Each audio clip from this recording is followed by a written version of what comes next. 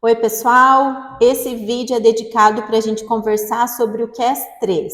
Essa é a ferramenta dedicada para leitura e para gravação das nossas centrais de injeção eletrônica.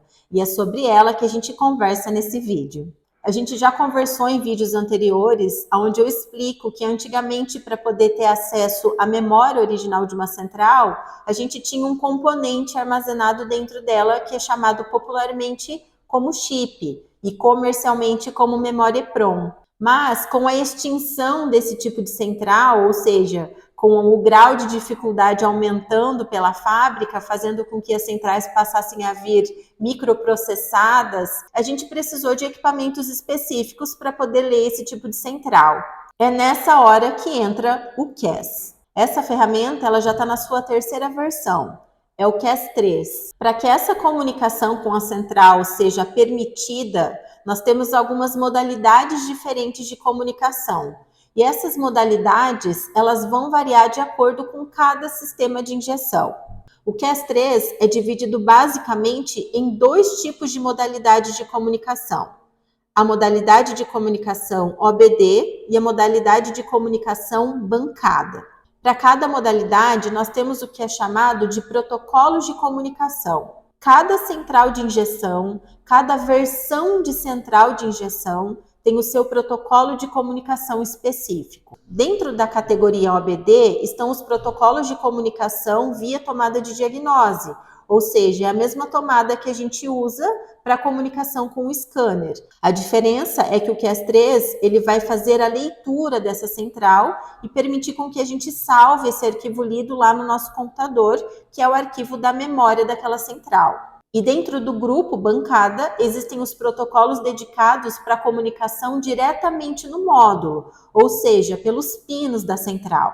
Mas todos esses protocolos estão inseridos dentro de uma única ferramenta, que é o CAS3.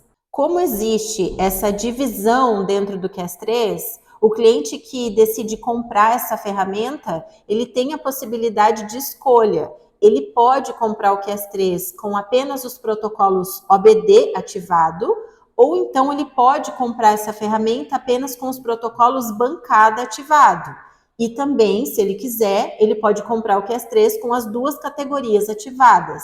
O fator decisivo para que ele escolha qual que é o melhor grupo para ele é qual linha de veículos ele pretende atender. Para falar um pouquinho mais sobre as linhas que o CAS3 atende, a gente também vai falar de divisão de categorias. Dentro da categoria OBD, que são os protocolos dedicados para comunicação via tomada de diagnose, existem 4 categorias de veículos diferentes que podem ser ativadas na ferramenta. Nós temos a categoria de carros, motos, pesados e náuticos.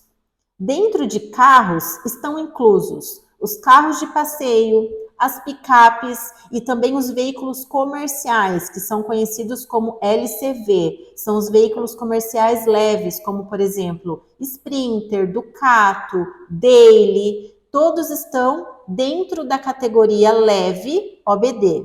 Temos a categoria motos, temos a categoria náuticos, que inclui barcos de uma forma em geral, inclui também jet ski, por exemplo.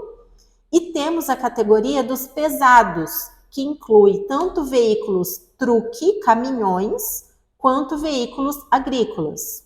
Então, o cliente pode escolher, por exemplo, comprar o CAS3 ativando os protocolos OBD apenas para a linha leve. Ou então ele pode comprar o CAS3 ativando os protocolos OBD, carro e pesados, para atender também os caminhões e os maquinários agrícolas. Isso quem vai definir é o próprio cliente, de acordo com a sua gama de veículos, com a linha de veículos que a sua oficina quer trabalhar. Essa mesma divisão de categorias a gente tem dentro dos protocolos de bancada. Então, dentro dessa categoria bancada, nós temos os protocolos de linha leve, que também são os carros, temos os protocolos moto, temos os protocolos náuticos e temos os protocolos da linha pesada. Com base nessas informações, a gente já pode informar para vocês que não existe uma regra de quando um veículo vai ser comunicado via tomada de diagnose ou quando um veículo vai ter comunicação diretamente na bancada pelos pinos do módulo. Algumas centrais só se comunicam via tomada de diagnose, algumas centrais só se comunicam em bancada e algumas centrais se comunicam das duas formas. Então, quando você está ativando a sua ferramenta, independente da linha que você trabalha, o ideal, o mais recomendado para que você não deixe de atender a nenhum veículo que a ferramenta pode comunicar é ativando os dois grupos de comunicação, tanto o grupo OBD quanto o grupo de bancada. Agora, falando de uma forma mais prática, por exemplo, vamos supor que você tem uma oficina de linha leve e ali na sua oficina, que é uma oficina que atende reparação, que atende manutenção, ela atende tanto carros de passeio quanto veículos esportivos, picapes.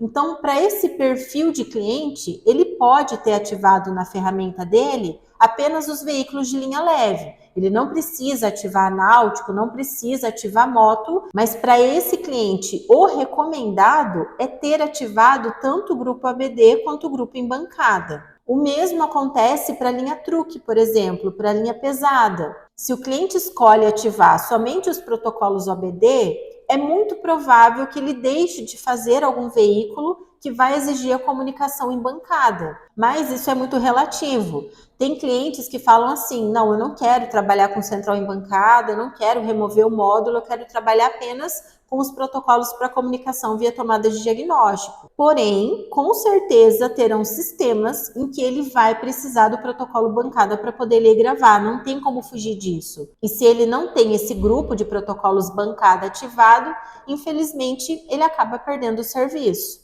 E uma última informação importante sobre o CAS3 é que ele é dividido e comercializado em duas versões diferentes. Nós temos a versão Master da ferramenta e temos a versão Slave. A versão Master é uma versão que é comercializada para empresas que querem desenvolver os seus próprios acertos. Uma empresa que busca toda a autonomia para ler, para gravar e para desenvolver o seu próprio remap. E nós temos a versão Slave da ferramenta, que é dedicada para empresas ou para pessoas que estão ingressando no ramo de reprogramação eletrônica e que não vão, nesse momento, desenvolver o seu próprio acerto. Vão sim ficar atrelados, vinculados a alguém que tem a versão master da ferramenta e que vai desenvolver esse acerto modificado para ela.